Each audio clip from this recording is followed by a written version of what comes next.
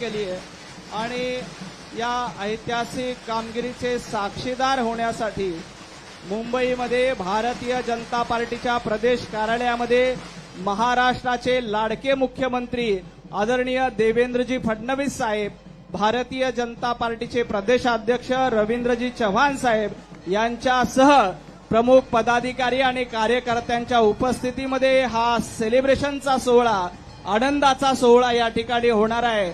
या कार्यक्रमाला उपस्थित सर्व पत्रकार मित्रांचं आणि कार्यकर्त्यांचं मी मनापासून स्वागत करतो।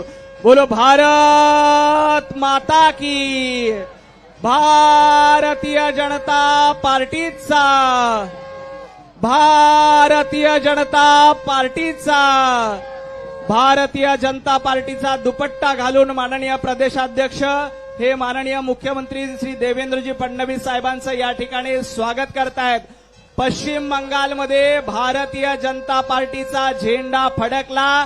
हा शंखनाद पश्चिम बंगालपर्यंत जाणार आहे, कोलकातापर्यंत जाणार आहे, गुवाहाटीपर्यंत जाणार आहे।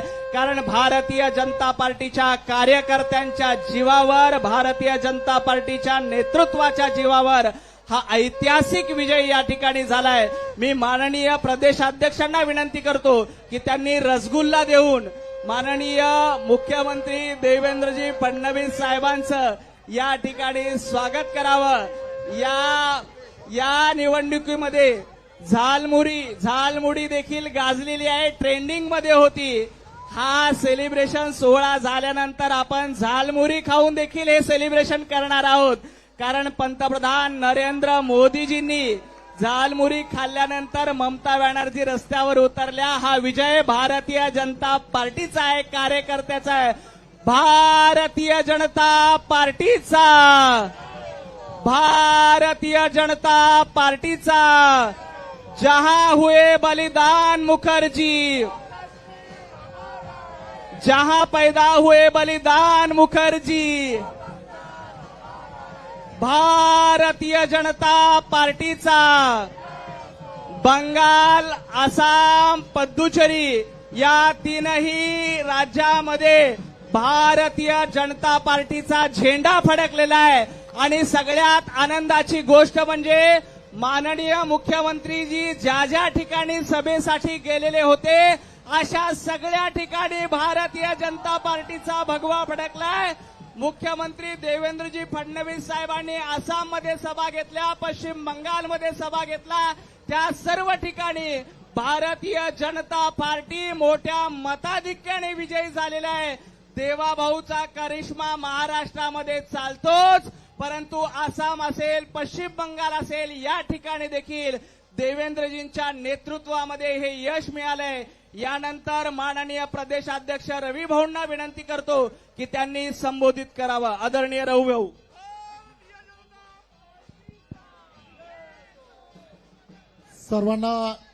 सर्वांना विनंती आहे, सर्वांनी दोन्ही हात उंच करून आपण सर्वांनी घोषणा द्यायच्या आहेत। बोला भारत माता की, भारत माता की, वंदे वंदे भारतीय जनता पार्टीचा। आपण आज सर्वजण देशभरामध्ये असणारे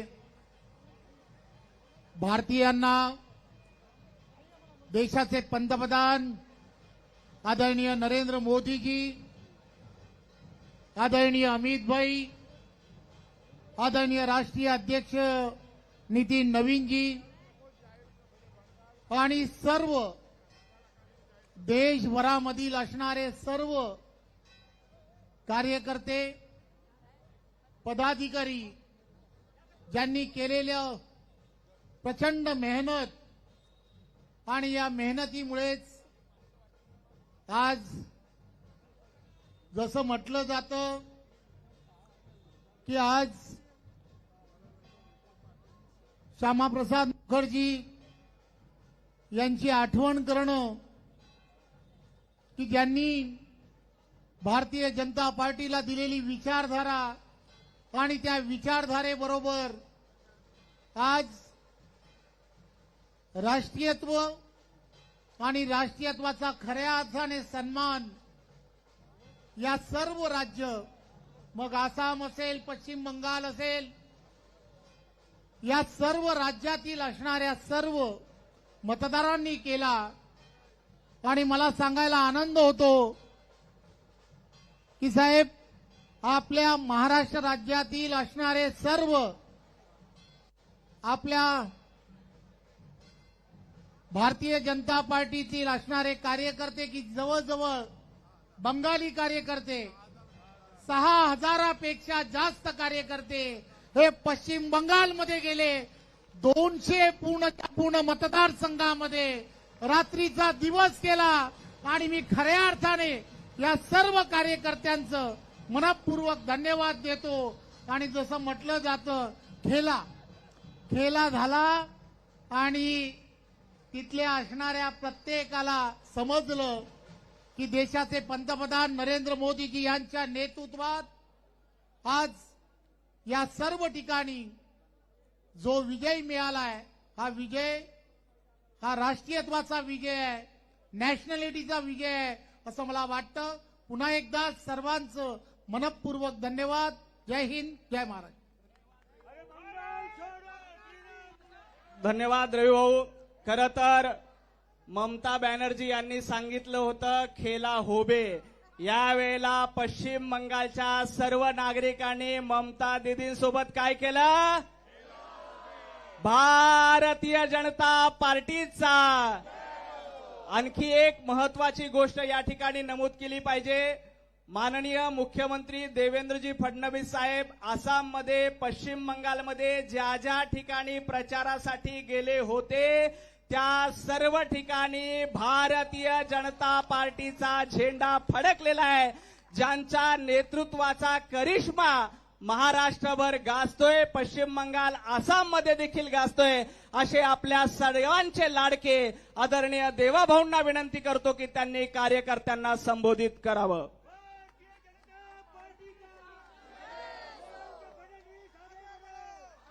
भारत माता की, भारत माता की, छत्रपती शिवाजी महाराज की, धर्मवीर छत्रपती संभाजी महाराज की.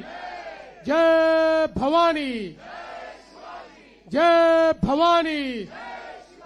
वंदे वंदे वंदे. आजच्या विजय उत्सव प्रसंगी आपल्यामध्ये उपस्थित असलेले आपले महाराष्ट्राचे अध्यक्ष माननीय रवींद्र चव्हाणजी, मंगलप्रभात लोढाजी,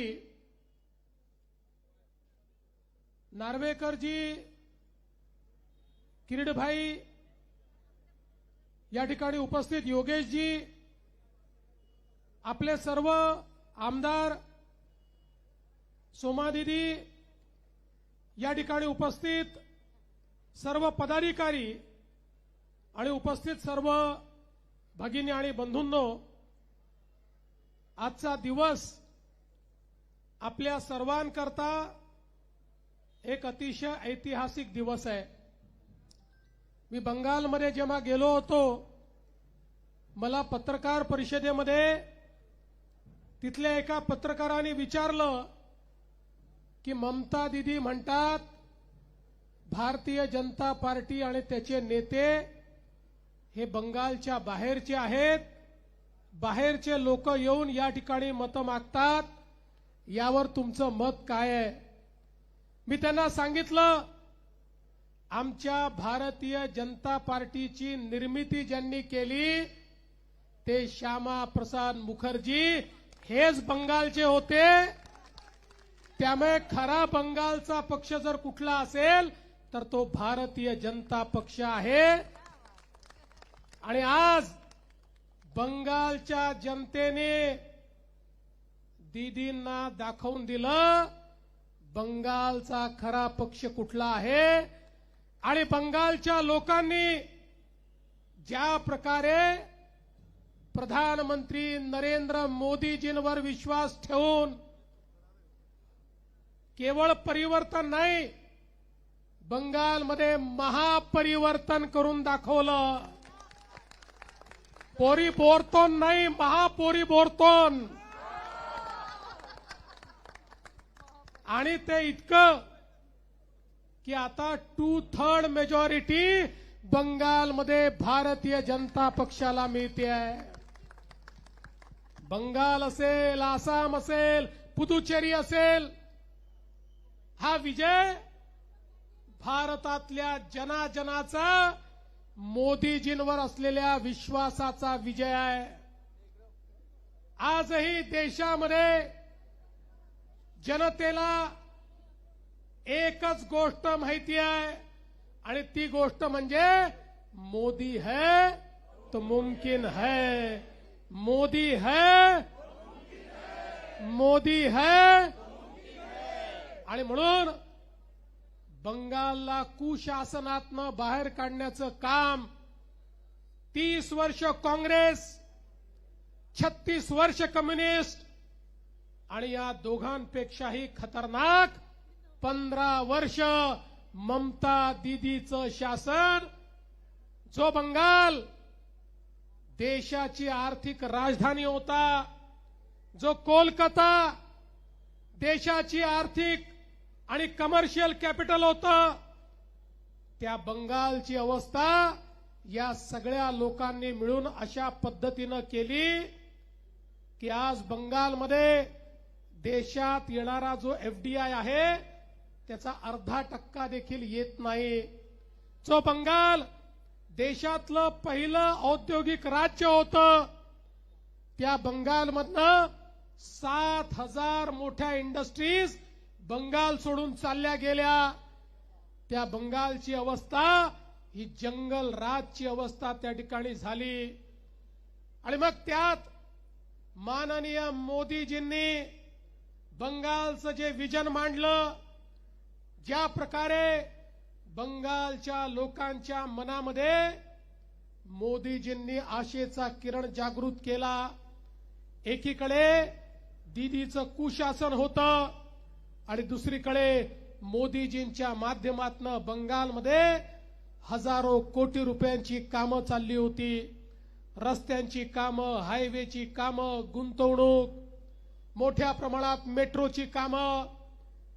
त्यामुळे जनतेला हा विश्वास बसला की कोणी जर परिवर्तन बंगालमध्ये घडवू शकतं तर त्या व्यक्तीचं नाव नरेंद्र मोदीजी आहेत.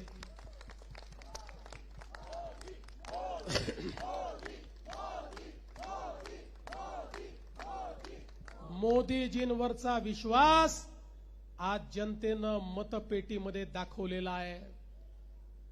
आणि त्यासोबत आपले मास्टर स्ट्रॅटेजिस्ट,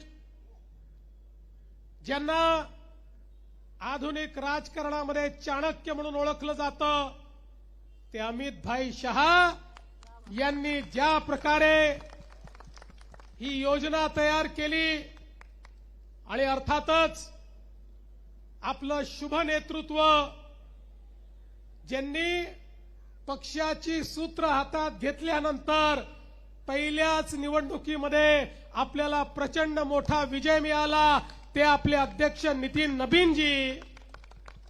भारतीय जनता पक्षाची सगळी टीम आणि बंगालची देखील आपली टीम, बंगालचे प्रदेश अध्यक्ष असतील, आपले नेते शुभेंदू अधिकारी असतील, या सगळ्या लोकांचं मी मनापासून अभिनंदन करतो, त्यांना मनापासून धन्यवाद देतो. कारण बंगालचा विजय हा केवळ एका राज्याचा विजय नाहीये. बंगालचा विजय हा भारतामध्ये होणारी घुसपैठ, भारतामध्ये होणाऱ्या आतंकवादी कारवाया, भारतावर होणारा हल्ला, या सगळ्या गोष्टीपासनं भारताला वाचवणारा हा विजय आहे. ज्या प्रकारे ममता दीदींच्या नेतृत्वातलं सरकार बांगलादेशमधनं घुसपैठीये बंगालमध्ये आणायचं आणि त्या ठिकाणून कागदपत्र बनवून संपूर्ण भारतामध्ये ते जायचे, आणि संपूर्ण भारतामध्ये आमचा रोजगार तर ते खायचेच, पण त्याच वेळी भारताच्या एकतेला, अखंडतेला, सार्वभौमतेला, सुरक्षेला धोका निर्माण करायचे। एक प्रकारे बंगाल आओ जाओ घर तुम्हारा और पकाओ खाओ बिर्याणी तो मुर्गा हमारा, अशा प्रकारचं सरकार हे त्या ठिकाणी ममता बॅनर्जींनी दिलं होतं। आज हा विजय भारतातल्या प्रत्येक राष्ट्रवादी शक्तीचा विजय आहे। या भारताला सुरक्षित ठेवण्याकरता त्या बंगालमधल्या कार्यकर्त्यांनी आपल्या जीवाचं बलिदान दिलं।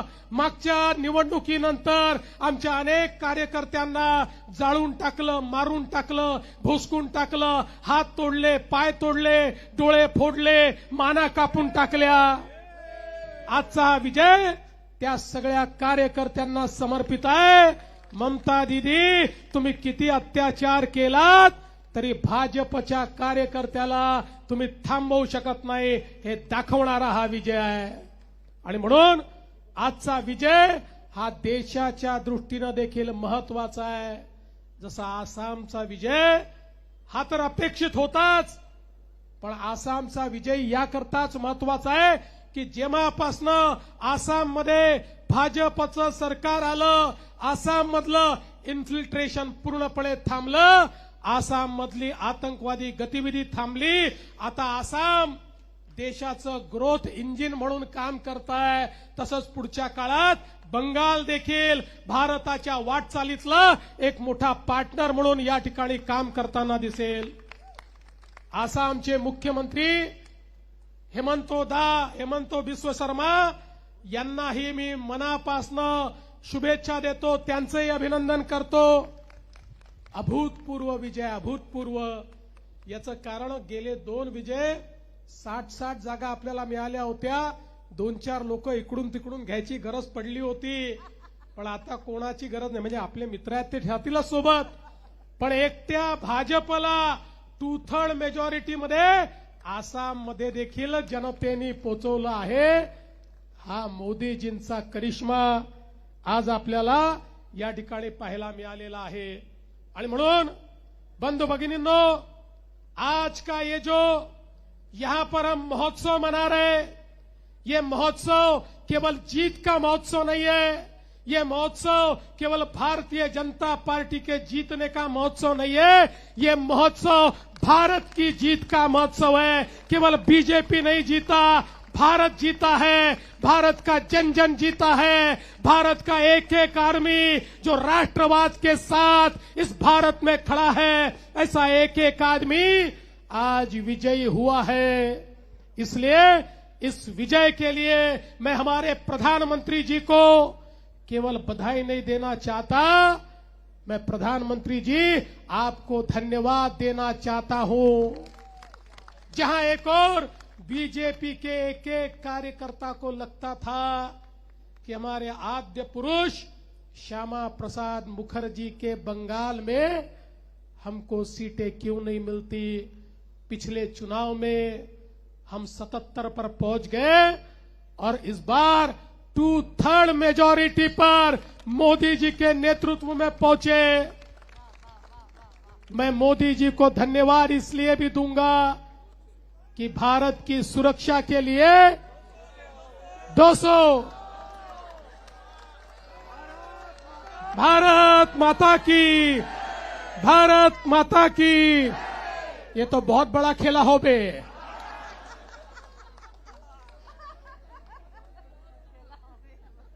इसलिए मैं माननीय प्रधानमंत्री जी को धन्यवाद दूंगा। प्रधानमंत्री जी ने जिस प्रकार से मेहनत की है और जिस प्रकार से प्रधानमंत्री जी को बंगाल में रिस्पांस मिल रहा था, हम सब ने देखा। उसी समय हम समझ रहे थे, एक इस प्रकार से हुजूम हमको देखने को मिलता था, एक उत्साह देखने को मिलता था, मानो गांव के गांव खाली होकर प्रधानमंत्री जी को देखने के लिए आते थे और उनके चेहरे पर एक ही बात दिखती थी कि हम तो अब समाप्त हो गए, हमारी आने वाली पीढ़ियां अगर कोई संवार सकता है तो वो मोदी जी संवार सकते हैं। ये समझकर लोग मैदान में आए और हमारे अमित भाई ने तो टीएमसी के गुंडों को ऐसे बंद कर दिया, टीएमसी के गुंडों में हिम्मत ही नहीं रही कि आकर वो कोई हंगामा खड़ा कर पाए। देश के इतिहास में यह पहला चुनाव है बंगाल में जहां पर किसी की मौत नहीं हुई, जहां पर कोई घायल नहीं हुआ। अगर देश के फोर्सेस चाहे तो किस प्रकार से काम कर सकते हैं। मैं तो चुनाव आयोग को धन्यवाद देना चाहता हूं कि आपने वो करके दिखाया है कि देश का लोकतंत्र आज ऊंचा हुआ है और हम पूरी ऊंचाई के साथ भारत रत्न डॉक्टर बाबा साहब आंबेडकर जी को धन्यवाद देते हैं कि आपने जो लोकतंत्र हमको दिया उसका विजय हमने पहली बार बंगाल के अंदर इस चुनाव में आज देखा है।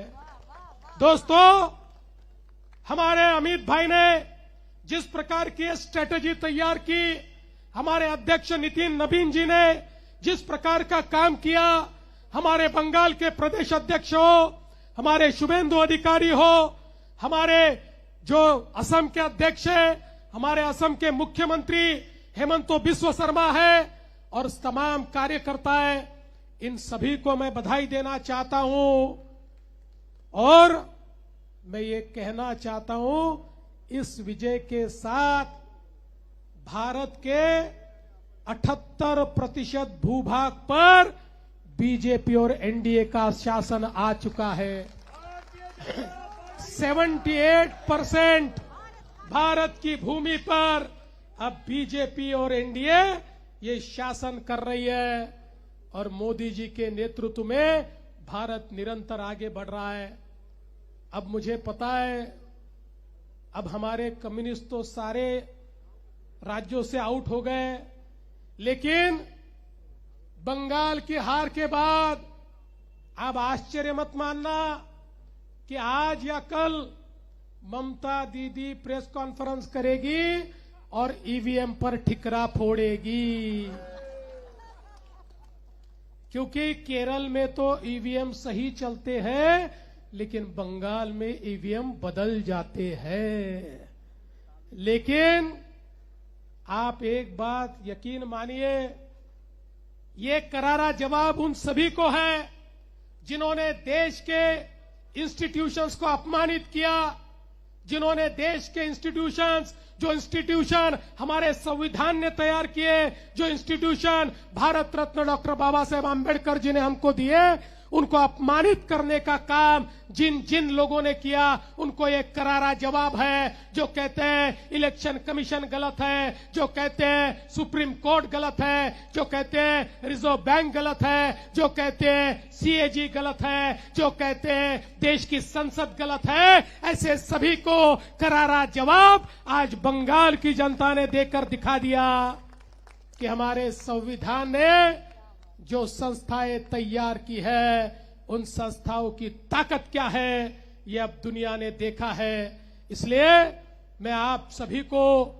आज के इस विजय की बहुत शुभकामनाएं देता हूं, आप सभी को बहुत धन्यवाद देता हूं। आपण सगळे लोक आज मनापासून या ठिकाणी खुश आहोत आणि मला विश्वास आहे की मोदीजींच्या नेतृत्वात हा विजयाचा रथ असाच पुढे जात राहील। मगाशी